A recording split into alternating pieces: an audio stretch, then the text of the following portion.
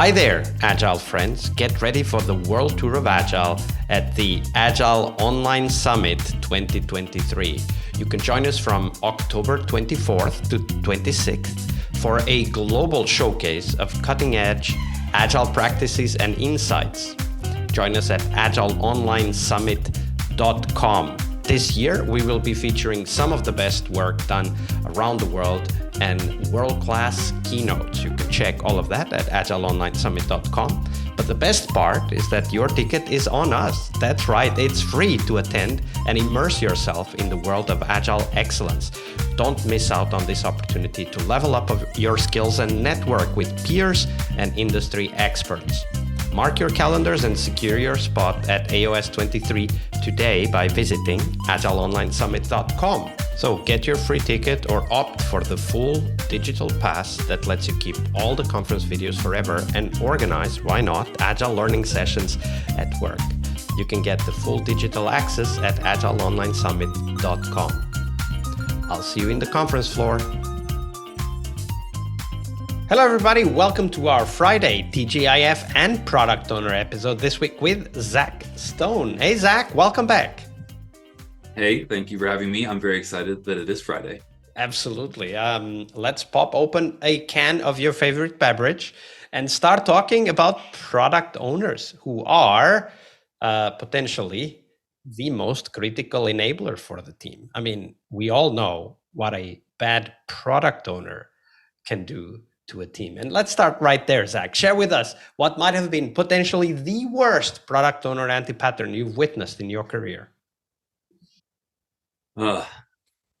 So it's a hard question because I have worked with all really smart, caring people, but some of them have been put in really difficult positions where it really cut them off at the knees, where they were not able to be effectual at their job, not because they didn't have the skills, but because the environment was not one that they could overcome for a wide variety of reasons. So this story is one that transformed, but I'll talk about it because I think the person would be fine with me sharing it. So I started on this a team. It was a complex product, and a product owner was working with the team, and I was told as I was coming in that we had challenges with psychological safety. And I wasn't given a lot of information, just that there had been a pattern and a history of a breakdown of trust between the product owner and the team. And when I came in to the stand-up, I noticed pretty quickly, because it was obvious, that the product owner was berating the engineers. Where is this? What are you working on right now? I don't understand why this isn't done yet. How long does it take to get this done? This person is one of the smartest people that I know, that I've ever met, actually. But they had gotten so burned out on not feeling like they had the team that they needed or not being able to connect with this team that they became very combative. And the team responding to this totally pulled back. Like, I don't have to answer to you. Like, what? I'm not your partner in this anymore. Like, they stopped being partners in the product creation process, and they started becoming warring enemy factions of like, I don't care if you think this is important for the customer. We're working on this other stuff that you told us we needed to work on. And the flexibility broke down entirely. And we go into refinement, and similar types of berating and conflict would happen. And we're not talking about healthy conflict. We're talking about people feeling like they were disrespected, like they weren't being heard. And this was coming largely from a place of fear, because the product owner felt like they weren't getting the support that they needed from all directions. And it was coming out in a very aggressive, confrontational way. And all that did was shut everybody else down. And it led people to become passive aggressive and try to sabotage. Even sometimes they didn't realize they were doing it, but they were sabotaging the roadmap. Actually, that's a great point. Like, people might not necessarily know that they are doing it. They might not even want to do it once it is pointed out to them. But there's a lot of behaviors that are, we would call them self-sabotaging. In this case, the team is sabotaging themselves, right? Because they're sabotaging the roadmap, they're sabotaging themselves as a team. And one of the things, and this is not necessarily something that is easy even to bring across, right? Because, it can be threatening even depending on what type of behavior is happening. And how do you do it though? Because I mean, you've had a lot of training, and you've shared with us, especially on the Wednesday episode, that you had also a lot of experience working in environments that are not necessarily the highest in psychological safety. How do you bring this up to the team? Because they're sabotaging themselves. The PO is sabotaging themselves and the team. How do you bring it up? The first thing I did, and that I would recommend to people, is to try to gauge the safety of having that conversation. The team had gotten to a point where it no longer felt safe for them to have that type of dialogue. And so in this case, I elected to go directly to that person who was combative and pull them aside and say, this is what I'm seeing. I don't think this is your intention, but this is the effect that it's having. Is this what you want? And through that conversation, it wasn't resolved at first. This continued to happen for a while, but through continued conversations like that, and then eventually some coaching, this person was able to transform. However, damage was done, and so it took time to repair those relationships. To this person's tremendous credit, once they realized the impact that they were having, and that came through some really difficult dialogues between the two of us, saying like, I don't think you're realizing this, but they're scared of you. They're afraid to say no. They're not telling you good information because they don't know how to. And this person was really just not aware of it at the time. They went back to the team. They wrote them this apology, which was beautiful, and said, hey, I'm owning what I did. I am so sorry. And let me tell you, this is one of the most professional things that I've seen, because we all make mistakes. Things happen with all of us. I mean, I make mistakes all the time at work.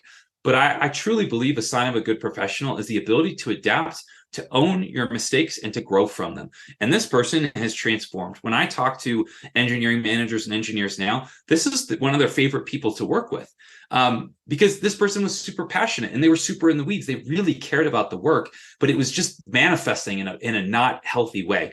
And so it took some perspective shift to get them to change. But once they did, they are a huge asset. But if that didn't change, wow, that was headed for disaster. Absolutely. All right. So that was the tough story, the bad product owner anti-pattern. But now we want to hear the opposite, the mirror image of this, which might have been, Zach, potentially the best product owner you've ever worked with. Describe them for us. Okay. Can I name drop? Because I just want to give some love to this person. So this person's name is Janelle Samuelson. I work with her at Elsevier. She is an RN, registered nurse, and has an MBA. And look, I've worked with so many good product owners. I mean, I still think about all of them in my career because they have brought so much. Janelle stands out for me because, we worked on a healthcare product called Patient Pass, and she had the willingness and the desire to be both tactical, down in the weeds with the team, but also strategic, managing the stakeholders and having really great conversations with them and setting a vision. She cared deeply for the team. When she would come to the team, she wouldn't come with user stories. She would come and say, hey, our customer has a problem. Nurses can't do this, or doctors are having trouble with that. How do we solve it?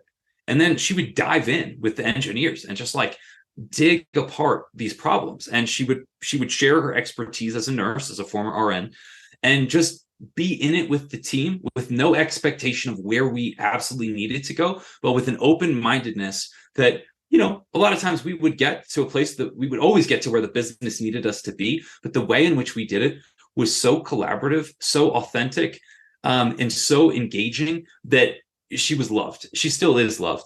And, if I had to boil down her essence to a short list, it would be that, one, she saw herself on the same side as the engineers. It was not a transactional relationship of like, I give you user stories, you give me finished work. It was, we are problem solvers together and we're building something that is going to help people.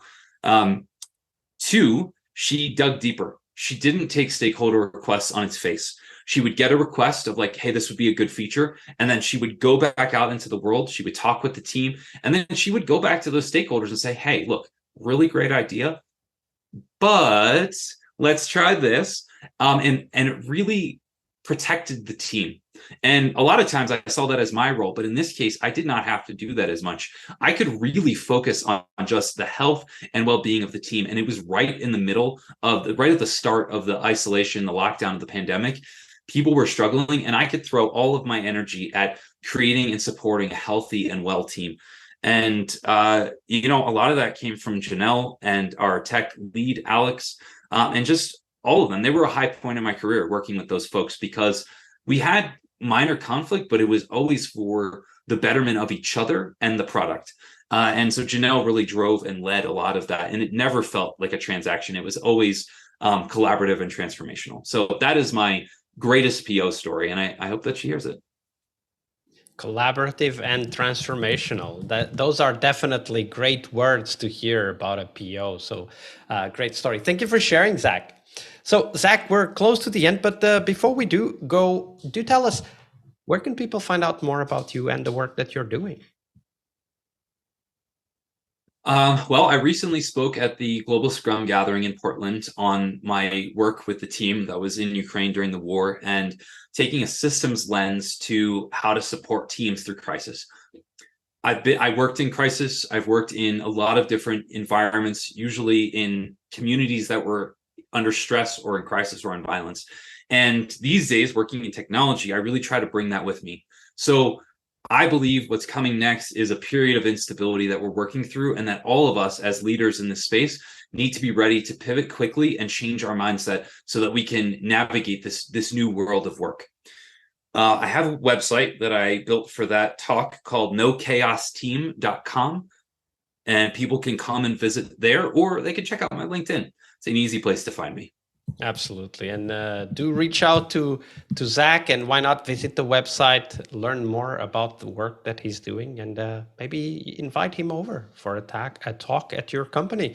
Zach, it's been a pleasure. Thank you very much for sharing all of this knowledge and experience with us. And thank you for your generosity with your time and your knowledge. It has been my pleasure. When I started this work, your ideas helped shape my thinking. And so it is just a tremendous treat to be able to be here today. Thank you so much. One more week of the Scrum Master Toolbox podcast is over, but there's a lot more we have to share. We have developed our own membership site where you find a community of active and engaged Scrum Masters. In this site, you get access to exclusive content and get to interact with us, your podcast hosts, as well as the best Scrum Masters in the world. So join us at scrummasterpodcast.com and keep this podcast free of advertising. See you next week for one more full week of Scrum Master tips and tricks. We really hope you liked our show. And if you did, why not rate this podcast on Stitcher or iTunes? Share this podcast and let other Scrum Masters know about this valuable resource for their work.